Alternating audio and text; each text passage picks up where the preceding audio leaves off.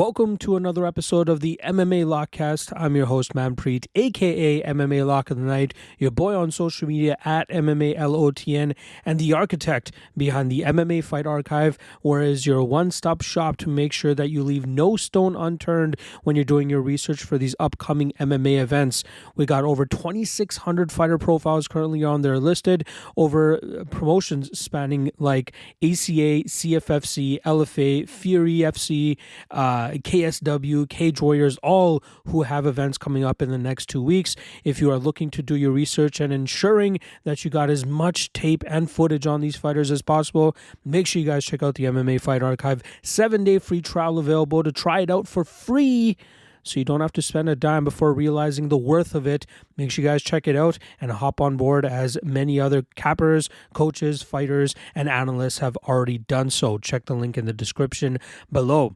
All right, before I get into it, obviously you guys can tell you can't see my face if you're watching the YouTube version of this podcast. It is because I am out visiting my in-laws for the next 2 weeks, and I forgot to bring my webcam with me, but I do still have my audio recording equipment that I can get this out for you guys in a timely fashion. We arrived yesterday, getting acclimated to the cold that's out here, but got to catch up with the family and all that, and now it's down to work for the next couple of weeks, sprinkled in with some family time as well, but I'm still going to make sure that I have time to drop the content that you guys are obviously craving, but just minus the pretty brown face that you guys are used to seeing on a weekly basis. So you're going to have to settle for just my voice for the next 2 weeks, but we should be back at it as normal when I get back in middle of November. All right, this week we're going over UFC Sao Paulo after the UFC had an off week last week, and we got obviously a Brazilian heavy card. LFA also has a card the day before. If you guys are looking for breakdowns for that, check out the Lock of the Night Patreon, which also can be found in the description below. I'll be breaking down every single fight on there with in-depth research on every single matchup, as well as a best prediction, and if I have any plays on those fights, you'll know through the Patreon as well. But like I said, UFC Sao Paulo this week, headlined by a heavyweight fight between Jilton Almeida and Derek Lewis. We got a bunch of other great and interesting Brazilian prospects sprinkled out throughout the card. Obviously, we got Gabriel Bonfim in the co-main event taking on Nicholas Dalby. We got Kyle Borralho taking on Abis Magomedov. Ismael Bonfim also going and throwing down against Vince Pichel. The UFC debut of Victor Hugo, who just earned his contract off the Contender Series, and not to mention the streaking and very intimidating Renat Fakhretdinov taking on Elizio Zaleski dos Santos. Again, a bunch of other great fights on the card. Before we do break down the card, obviously I like to go over the prediction recap for the previous UFC's event, and it wasn't the greatest. You know, we had the lock of the night that night was Nathaniel Wood. He was really up against it in terms of the fouls that he was receiving on behalf of Muhammad Naimov.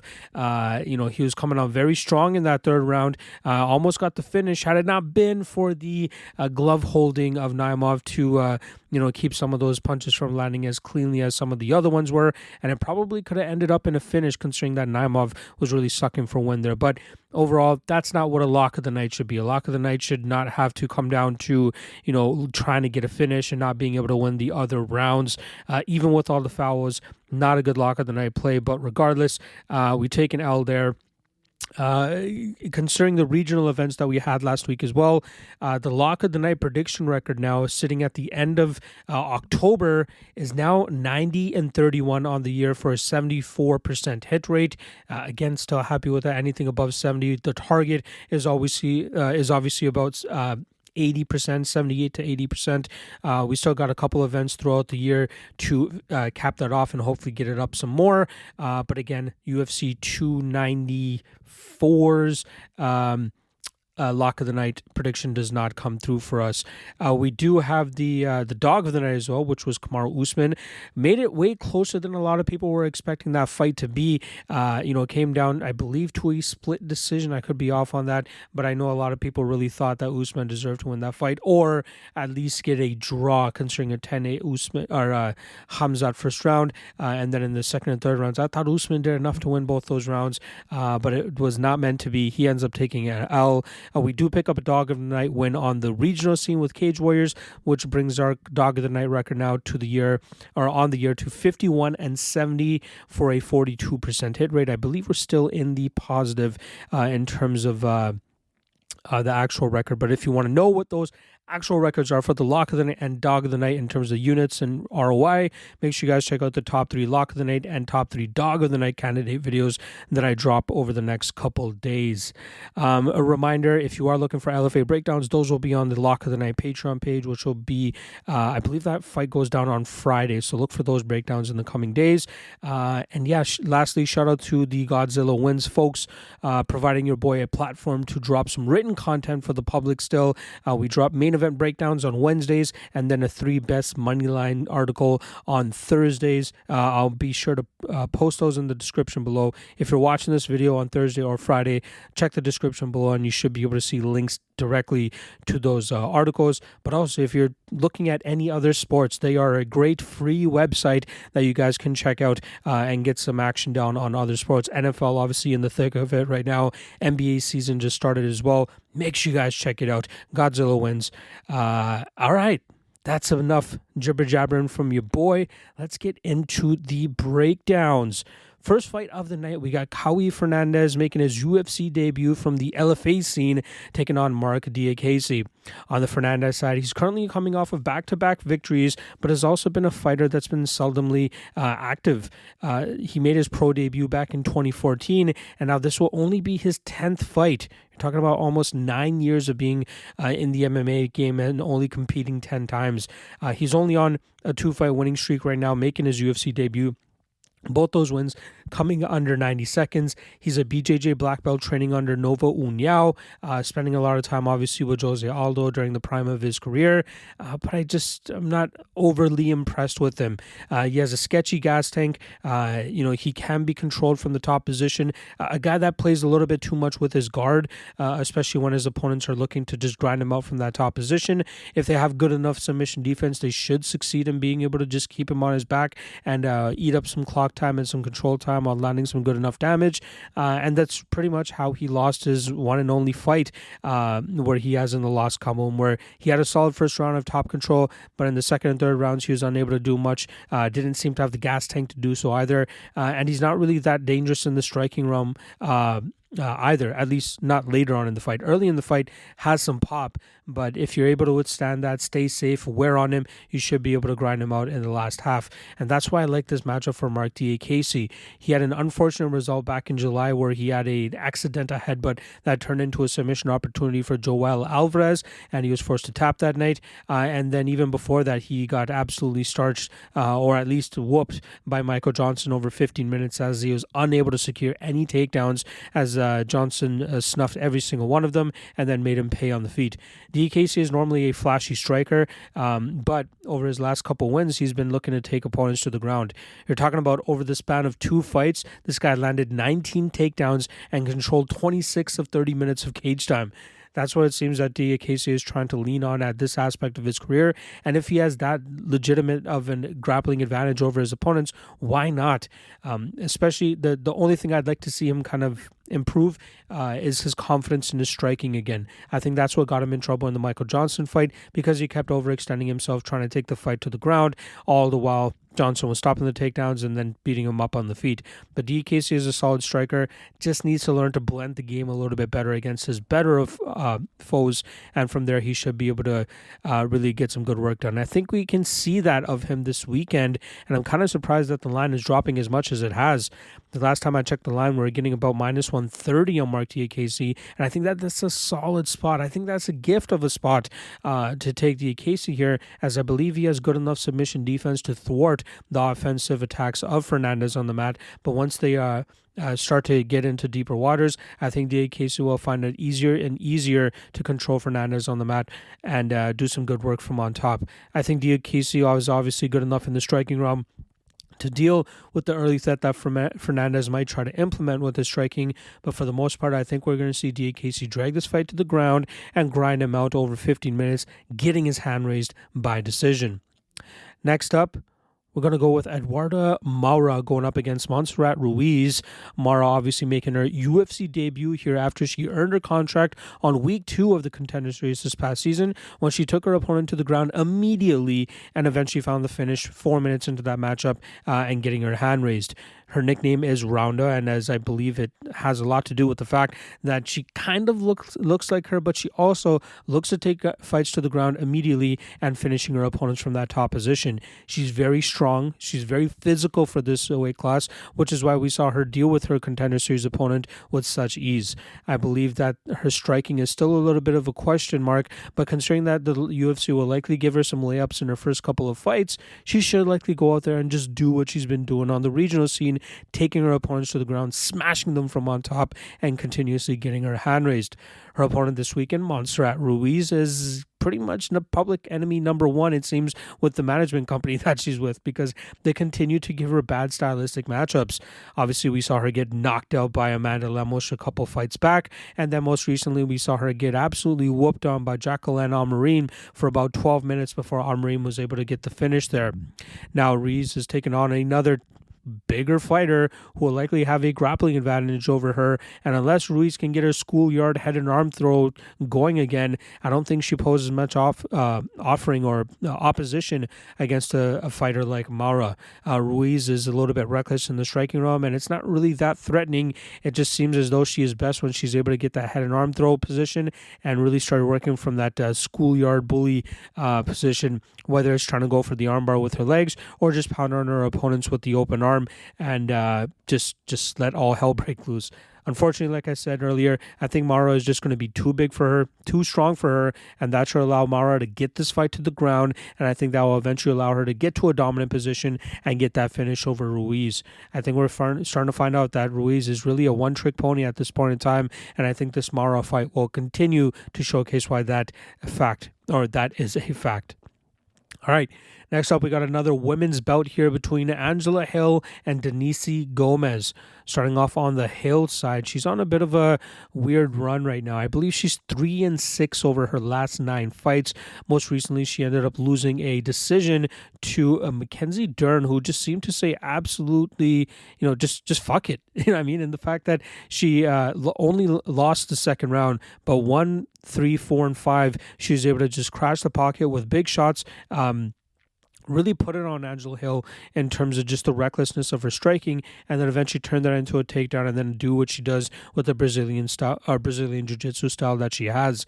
But normally Angela Hill is a solid fighter in terms of throwing out volume with her striking and really doing good work from that distance where she's able to just really touch up her opponents, do some good damage from distance, but most importantly, put up a lot of numbers that it's hard to not give her a decision, especially when she has that volume advantage over her opponents.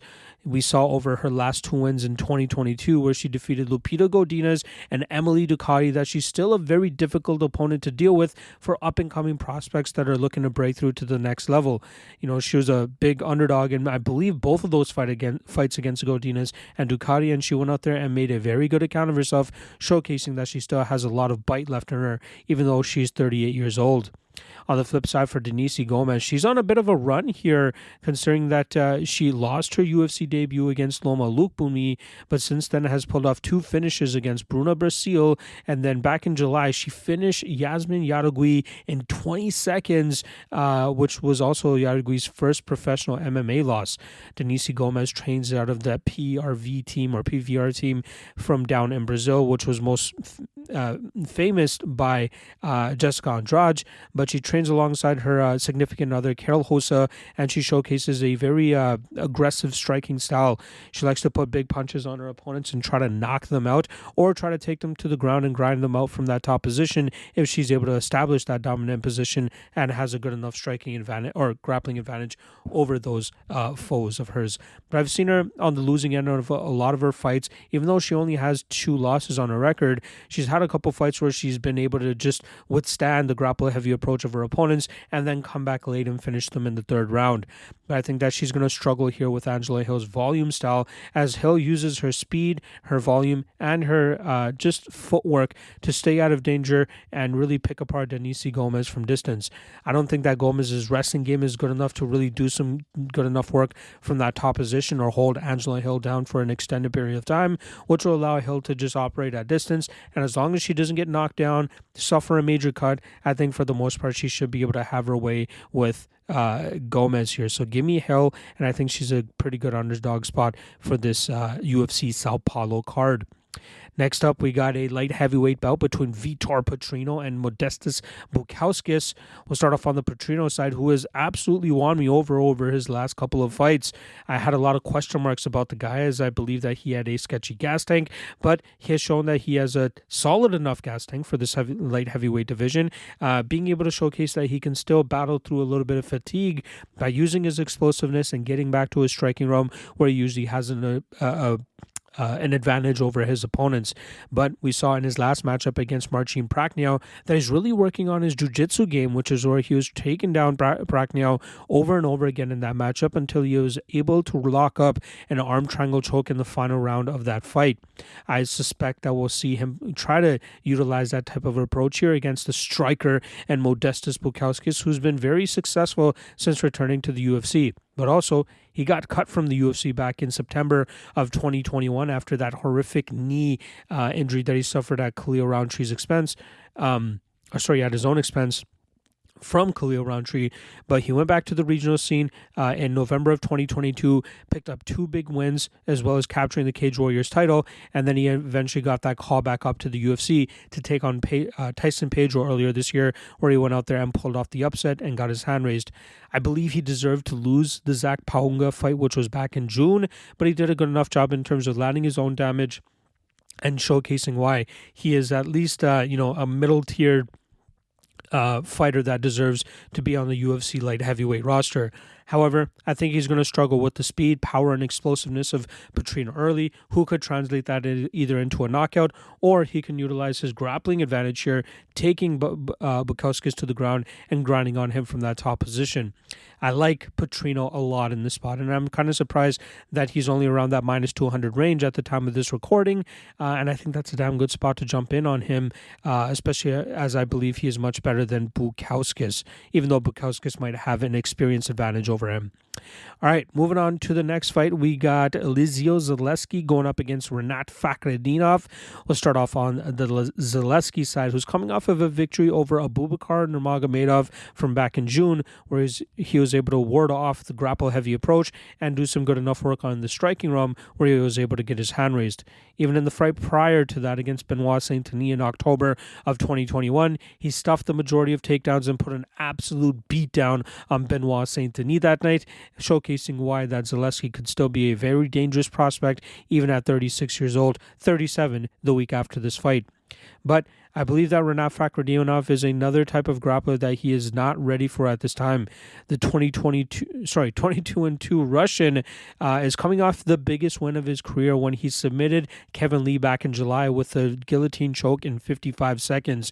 He landed a big shot that caused a desperation takedown out of Kevin Lee, which left the neck open, allowing Rinat to take that back on home with him and getting his hand raised, like I said, by quick submission. Normally, Fakhretdinov goes out there and grapples his opponents into the mat, not giving them even a moment to try to get any type of success or offense off of their own, allowing him to complete takedowns and get a wealth of control time. I believe it was like 28 minutes of control time over the 30 minutes that he had, the first 30 minutes that he had in the UFC cage. But he's very strong, chains his attempts together very well, and his cardio is very high level, which was why I believe he can put on a pressure on Zaleski that Zaleski will be unable to keep up with. I think it'll be easy for Zaleski early to kind of fend off the takedown attempts, but I think as this fight gets into deeper waters, it'll be harder and harder for him to do so, allowing for Fakhretdinov to enjoy a lot of top control time and winning this fight by decision. The line a little bit wide at minus 375, I believe the last number I saw was, considering that this will be the toughest test of Fakhretdinov's career. But I still believe that Fakhretdinov can go out there and implement his style without too much resistance, allowing him to get his hand raised, like I said, by decision. All right, next up, we got Victor Hugo going up against Daniel Marcos. Victor Hugo just earned his UFC contract on the Contender Series this last year, and that extended his winning streak to 13. He is nicknamed Striker, although he often looks to grapple and also has a lot of leg lock type victories. That obviously was in play when he got the knee bar victory over his opponent on the Contender Series, earning his shot to the UFC, as I said. Normally, he's a low volume but very explosive striker, but it's often that he looks to go to his wrestling, which I really don't think is that high level, especially with him coming to the UFC at this point. I honestly didn't understand the big whooping as to why the UFC decided to bring him into the Contender Series, but he made good on his opportunity and now he's in the UFC, but I think we'll see him slowly start to get exposed as he takes steps up the ladder.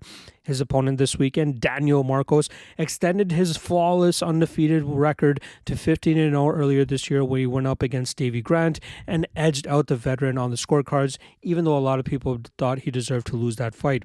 I thought that we could have seen a little bit more of an aggressive approach from Marcos, but maybe he was a little bit scared of the big power that was coming his way against Davy Grant.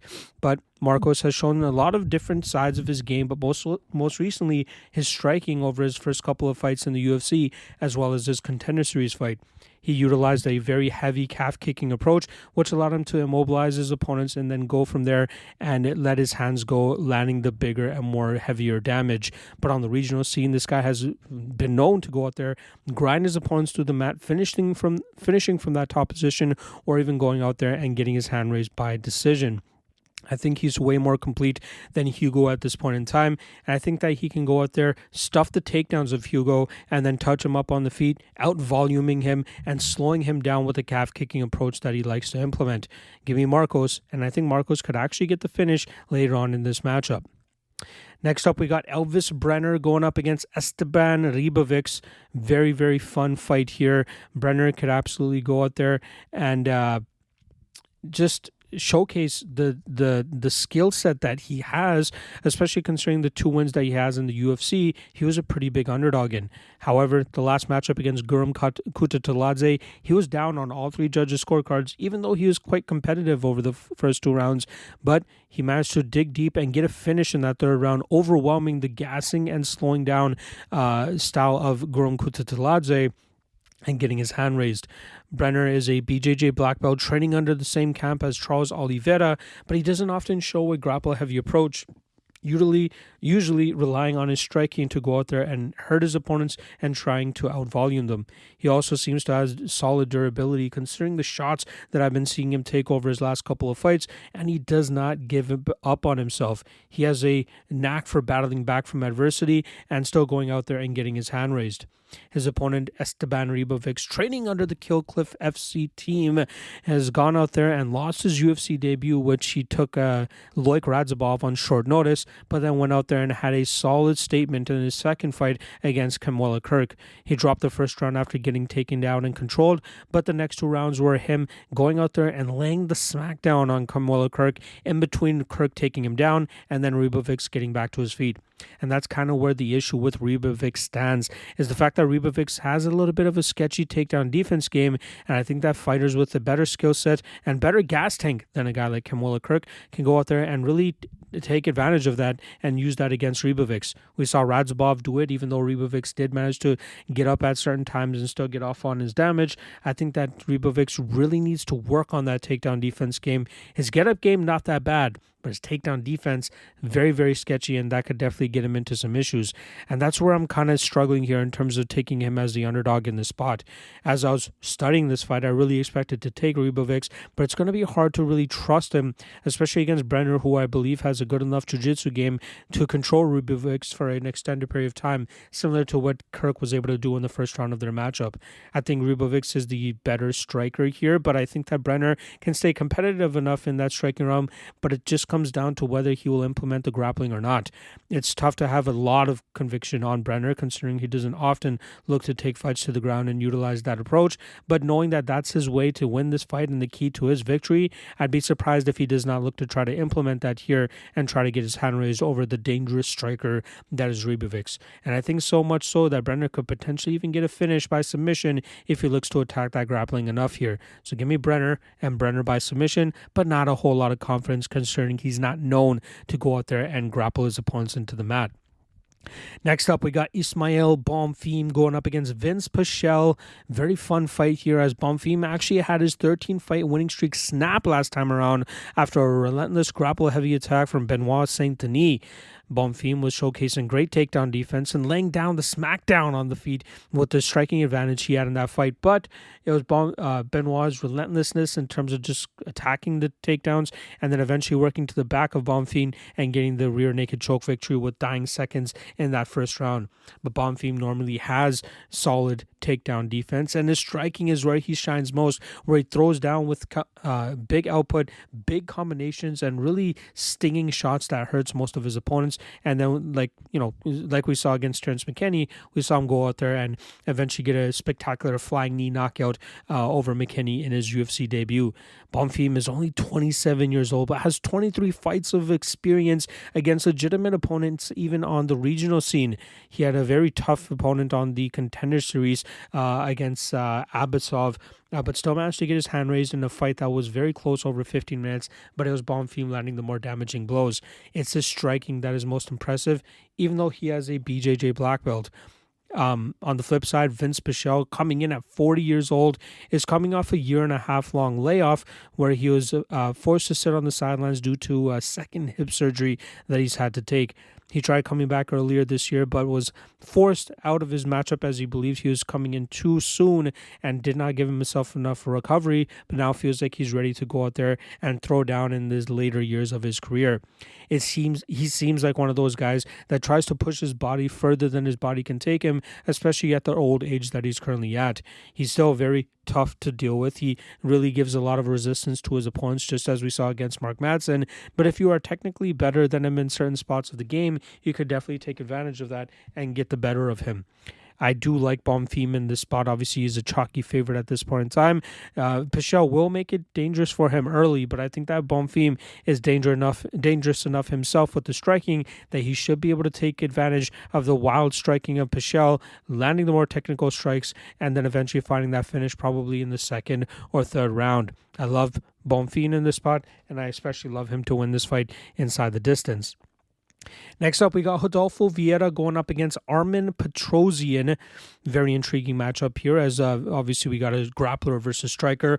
We'll start off on the grappler side of things, as we talk about Rodolfo Vieira, who took advantage of a completely bonehead move on the behalf of Cody Brundage last time around, as Brundage tried going out there and jumping guillotine against the mastered BJJ specialist like Rodolfo Vieira, and Vieira took full advantage of that, taking the fight to the ground and then eventually getting the arm triangle choke to get the win. That first round was very tough for Vieira, as Brundage had him in some very bad spots, hurting him badly continuously, but Vieira stayed in there long enough, utilizing his jiu-jitsu to nullify some of the strikes, and then eventually worked to get that finish in the second round. But it's been a roller coaster ride for Vieira over the last several fights for him in the UFC. He's been exchanging wins and losses since his debut his second fight in March of 2020, where he picked up the arm triangle choke over Saperbeg Safarov. Then he ended up losing fights to Anthony Hernandez and Chris Curtis, while also defeating Dustin Stoltzfus and then most recently Cody Brundage. We know what Vieira's game is. He has tried to put on a striking heavy approach, as he showcased in the first round against Dustin Stoltzfus.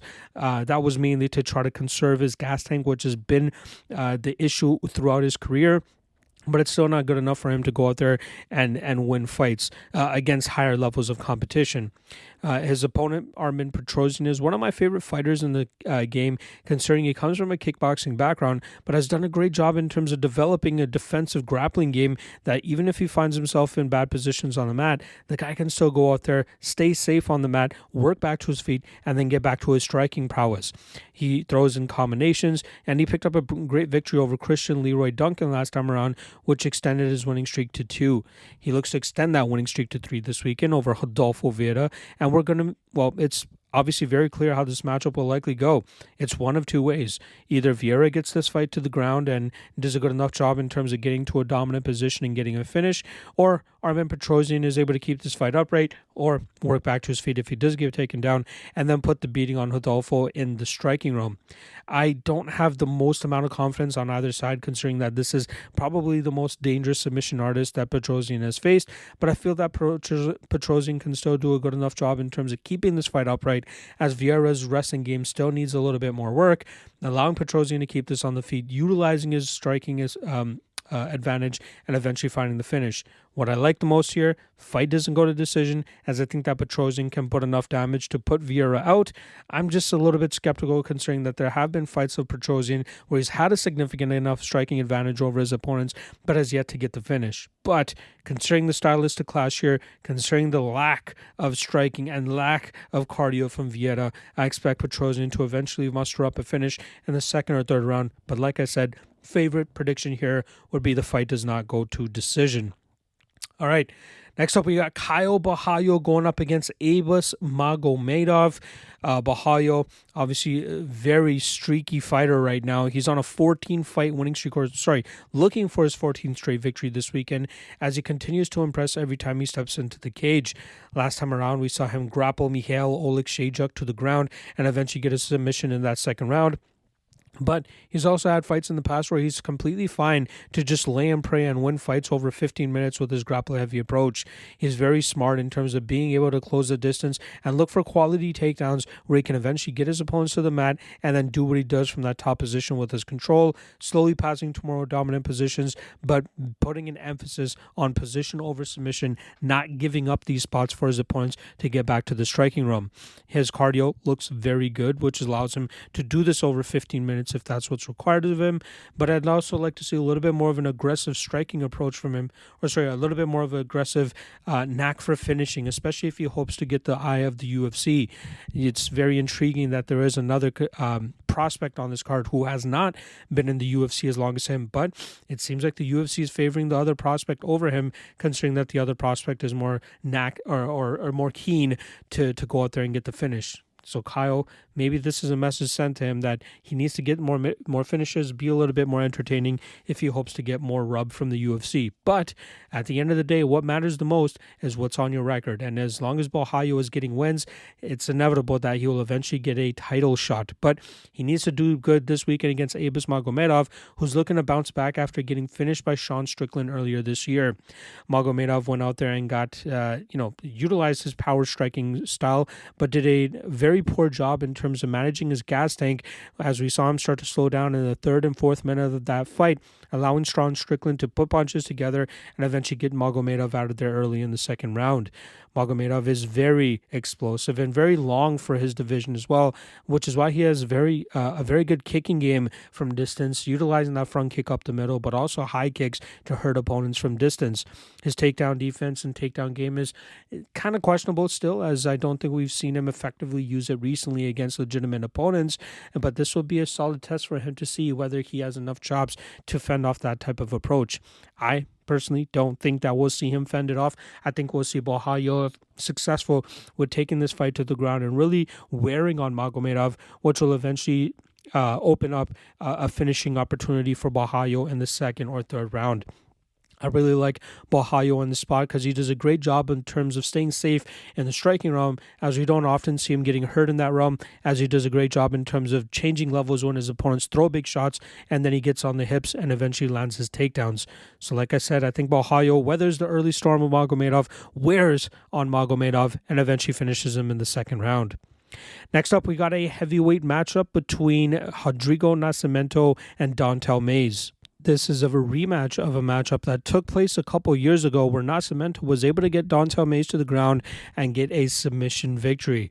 I have no idea why this fight ended up getting matched up again, considering that there isn't really a need for this matchup to be made again, considering how dominantly Nascimento was able to get that finish, which was back in May of 2020. I believe that was the second event for the UFC after they came back from the whole COVID lockdown. Since that matchup, Nascimento is 2-1-1 no contest. That no contest was obviously his knockout victory over Alain Baudot, but he was unfortunately suspended after that fight and was sitting on the shelf for over 14 months before returning to action and being on this 2-fight winning streak that he's currently on. He has a very good a very good striking game in terms of the power and pressure he puts on his opponents, but I think he is best when he's able to drag his opponents to the ground and control them from that top position with the weight and crushing pressure that he brings, like I said, from that top position. I think a lot of the success in his game can be attributed to the fact that American Top Team has done a great job in terms of utilizing his style and just optimizing it in terms of the types of game plan and approaches that he normally has in his fights. If he can continue to do that, he could find himself in the top 10 of the division, where he could potentially find himself getting a title shot if he's able to muster up a couple more wins. He's only 30 years old. He turns 31 at the end of November. He's in the prime of his career, especially considering the heavyweight age for when they usually get those shots. His opponent, Don'Tale Mayes, is coming off a knockout victory over Andre Arlovski back in June, but before that had lost 2 straight fights, if you include the no contest from Hamdi Abdel Wahab, which was eventually changed to a no contest due to a failed drug test. But even the Augusto Sakai fight, he got completely outworked in that fight.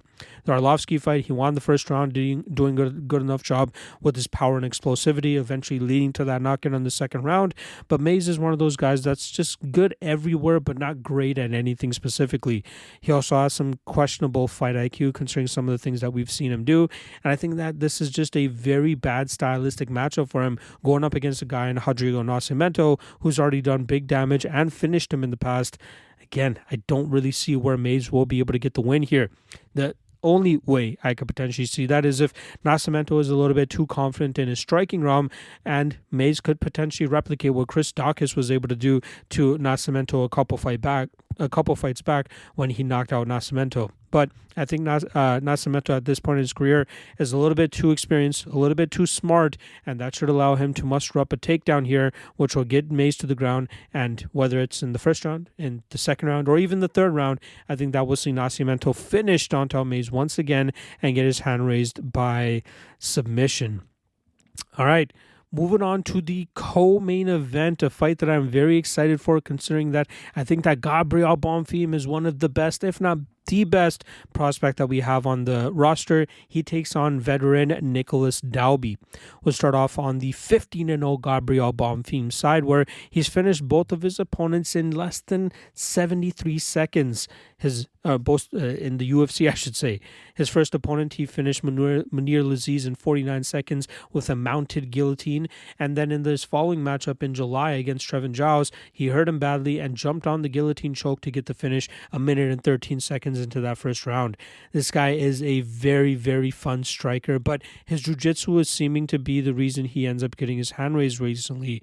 He's on a 4-fight streak of just getting submission finishes, but a variety of finishes too. You're talking about Darce choke, Von Flue choke, and then obviously his patented guillotine chokes.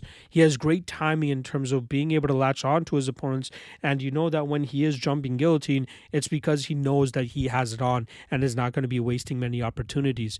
But it's really his striking that allows his submission game to work well, because he does so good in the striking realm, hurting his opponents, that he draws out bad takedown attempts from them, allowing him to lock up those chokes and get those wins. This guy is so freaking good, and he's only 26 years old. He just turned 26 back in August. I think he has a ton of potential, and I think this is a guy that we'll be talking about in championship contention if he can continue to get his hand raised and probably even do so getting into the top 10, top 7 of the division, maybe even by the end of 2024 if he stays busy enough. On the flip side, for Nicholas Dalby, you're talking about a guy that's currently riding a 3-fight winning streak, and he has won all of those fights by decision. He's had a decent run since returning to the UFC after being cut back in 2018. Since returning, he currently has a 5-1 record with 1 no contest. I believe that 1 no contest came due to the fact that I believe there was a failed drug test in there. Regardless, Dalby looking as good as ever, even though he's 38 years old, turning 39 in the middle of November. He uses a combination of grappling as well as a karate-style striking game, but I think he's going to be in trouble against the higher level of the division, especially considering the physical advantages he's had over his last couple of opponents. Claudio Silva, old, has bad gas tank, and really doesn't have anything other than a jiu-jitsu game. Warlley Alves slows down, obviously, couldn't really get much off on his own right, and then Muslim Salikov, older, doesn't really have an overall game either, but now facing a young stud like Gabriel Bonfim, I think we'll really see whether Nicholas Dalby is a Cinderella story at this point in time, or if he just had a good luck against the level of competition he's been recently going up against. I'm going to go with the Bonfim side, as I think that obviously he can go out there and hurt Dalby badly, and I think that he can eventually get the finish as well. And I think it will come from another desperation type takedown from Nicholas Dalby after he realizes that he can't hang in the striking realm against a guy like Bonfim. Give me Bonfim inside the distance, and I think it's going to look pretty bad. All right, that brings us to our main event where we have the hottest prospect in the UFC. 19-2 Jailton Almeida going up against 27-11 Derek Lewis. Now, this matchup was originally supposed to be Jailton Almeida against Curtis Blades. Unfortunately, Blades suffers an injury and is unable to make the date. Almeida is on a killing streak right now, especially in the UFC. Since making his debut, he is riding a 5-fight winning streak, with the majority of those last wins coming in the heavyweight division. I believe his first fight in the UFC was down at 205. He even weighed 203 pounds that night, but considering that he was having trouble finding opponents to fight, he's now decided to stay up at heavyweight and is completely fine, which is even fighting in the 210s to 220 zone so that he can still go out there and fight and doesn't have to worry about cutting weight. In his last fight, he came in weighing 231 pounds, showcasing that he is really settling into the heavyweight division, but it's really his strength and explosivity that makes him so dangerous at this position or at this division, which is why opponents struggle to deal with him. He's very strong when he is able to implement that top position, get the takedown, and just rain down big shots until his opponents either give up their back and he can sink in a rear naked choke, or he just postures up and rains down big ground and pound, getting early stoppages. He hasn't really even been tested or hurt badly since joining the UFC, and he looks like one of the most dangerous opponents or prospects that we've seen in a long time. And dangerous, I mean guys that finishes people in there very easily without feeling too much adversity in return. His opponent, Derek Lewis, is clearly doing a favor here for the UFC, but he doesn't care whether he wins or loses at this point in his career, considering the fact that he's getting paid a handsome 6 figures no matter if he wins or loses in his fights. He goes out there and throws down with anybody that wants to throw down with him. You're talking about guys like Sergey Spivak, Sergey Pavlovich, Chris Daukaus, Curtis Blades, Alexei Oleinik, Ilir Latifi, Marcos Rogerio de Lima, Cyril Gane, Curtis Blades. He just goes in there, tries to get his knockout. If he's unable to get the knockout, he more often than not gets finished himself. It was very impressive to see him land that flying knee to start off his fight last time around against Rogerio de Lima, ending up allowing him to get that TKO finish 33 seconds into that fight. But we know as he faces more dangerous opponents, it's going to be harder for him to do that. And that's exactly what he's facing here in Jailton Almeida, who should have no problems taking Derek Lewis to the mat, and then from there, pounding him from that top position, allowing Almeida to get another first-round stoppage. I really like Almeida in this spot. I really think under 1.5 is probably the way to go, as I don't think that Almeida will be looking to lay and pray in this spot, especially in front of his first, I believe it's going to be his first... his second main event slot, and also in front of his home crowd. I think he's going to go out there and try to get a quick finish here to try to get the crowd sent into a ruckus.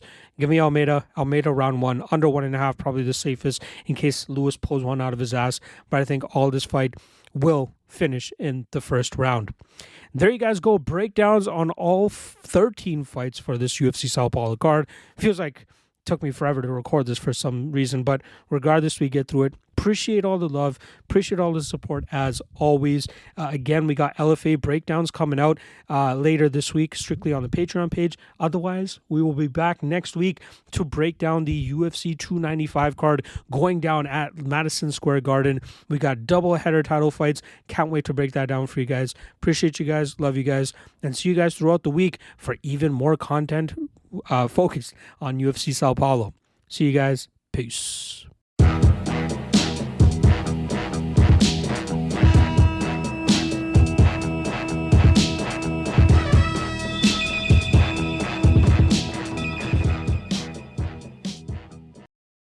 Last thing.